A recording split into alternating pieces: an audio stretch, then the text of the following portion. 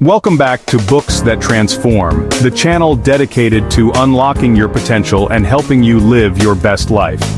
Today, we're diving deep into the world of self-discipline with Curtis Leone's insightful book, The Self-Discipline Mindset. Throughout this journey, we'll uncover the secrets to mastering self-discipline, breaking free from limitations, and achieving extraordinary results in every facet of your life. Get ready to transform your mindset and unlock a world of possibilities. Let's be honest, the word discipline often evokes feelings of restriction and rigidity. But what if I told you that true self-discipline is not about deprivation? It's about empowerment. It's about making conscious choices that align with your deepest values and aspirations. You see, the greatest battle isn't fought on some distant battlefield. It's fought within the depths of your own mind. It's the struggle between instant gratification and long-term fulfillment, between the allure of comfort and the pursuit of growth. Think about it. How often have you hit that snooze button instead of jumping out of bed to tackle your goals? How often have you chosen a night in front of the TV instead of pursuing that passion project you've been putting off? These seemingly small choices reveal a profound truth. Our biggest obstacle is often ourselves. But here's the good news. Self-discipline is like a muscle. The more you exercise it, the stronger it becomes. And just like any muscle, it requires consistent effort, dedication, and the right training regimen.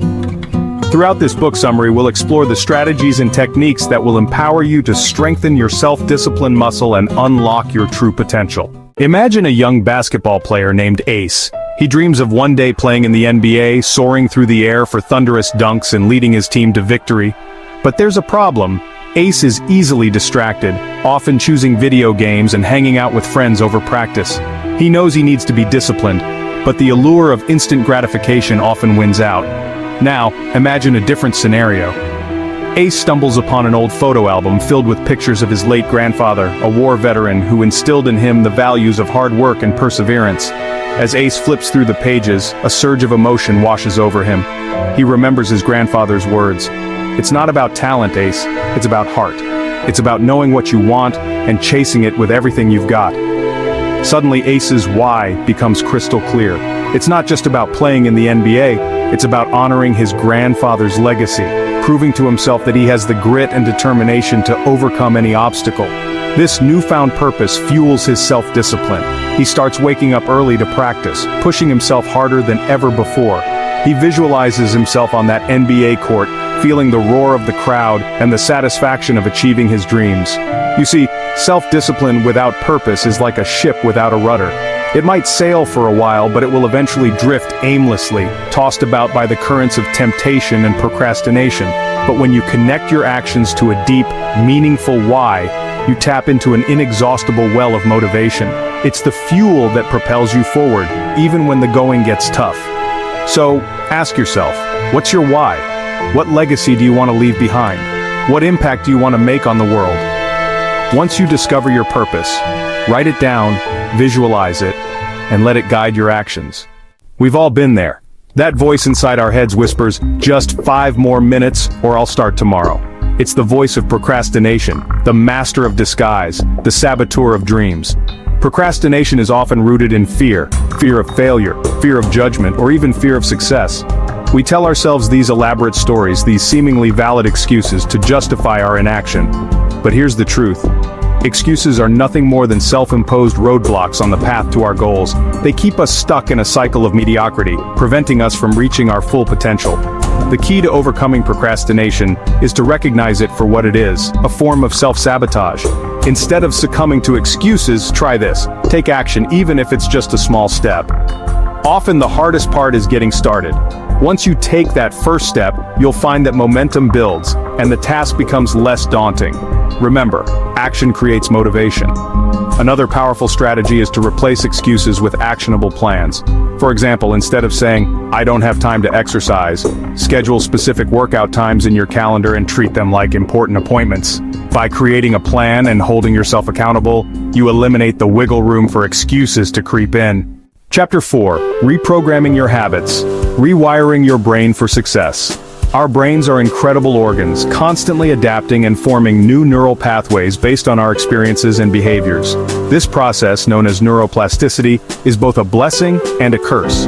It means we have the power to rewire our brains for success, but it also means that negative habits can become deeply ingrained over time. Think of your brain like a garden.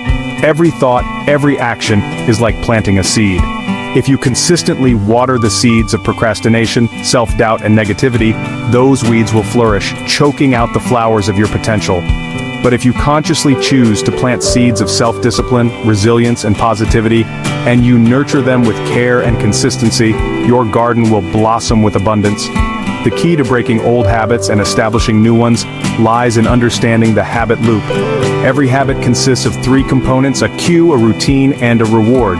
The cue triggers the behavior, the routine is the behavior itself, and the reward is the positive feeling or outcome associated with the behavior.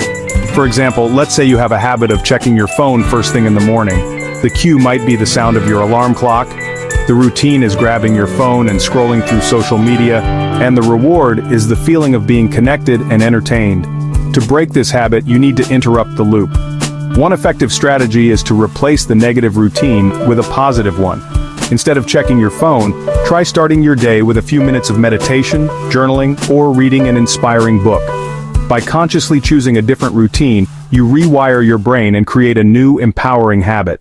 Chapter 5. Conquering Temptations, Staying Strong in the Face of Distraction. We live in a world saturated with distractions, from the constant pings of our smartphones to the allure of instant gratification offered by social media and streaming services. These temptations can easily derail our best intentions, leading us down a rabbit hole of procrastination and unfulfilled goals.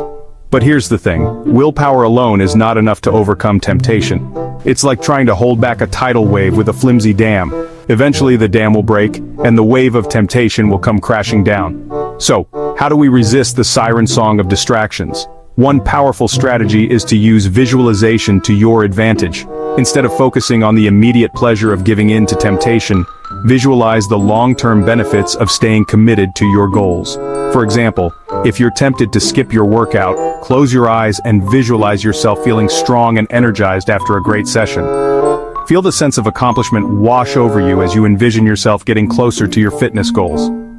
Another effective technique is to make it harder to give in to temptation. If you're trying to cut back on social media, delete the apps from your phone or use website blockers to limit your access. By creating friction between you and the temptation, you make it less likely that you'll succumb to it. Remember, every time you resist a temptation, you strengthen your self-discipline muscle.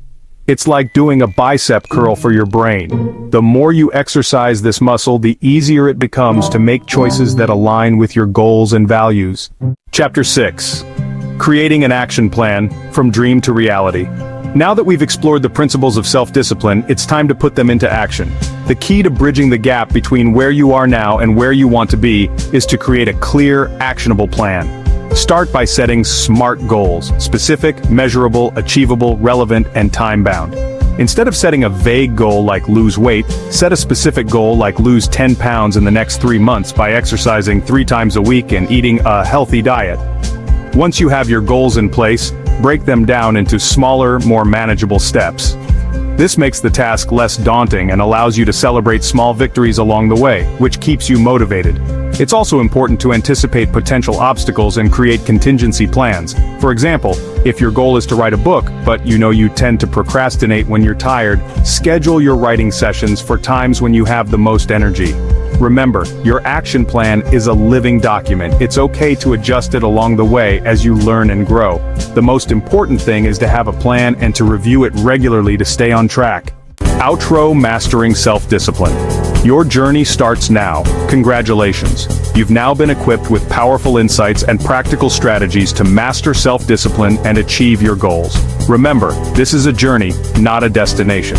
There will be challenges along the way, but with each obstacle you overcome, you'll emerge stronger and more resilient. If you found these insights valuable, hit that subscribe button and turn on notifications so you don't miss out on future videos designed to help you transform your life. And be sure to share this video with your friends and family who might also benefit from mastering self-discipline. Now I want to hear from you. Which strategy are you most excited to implement first? Let me know in the comments below. Until next time, keep learning, keep growing, and keep transforming.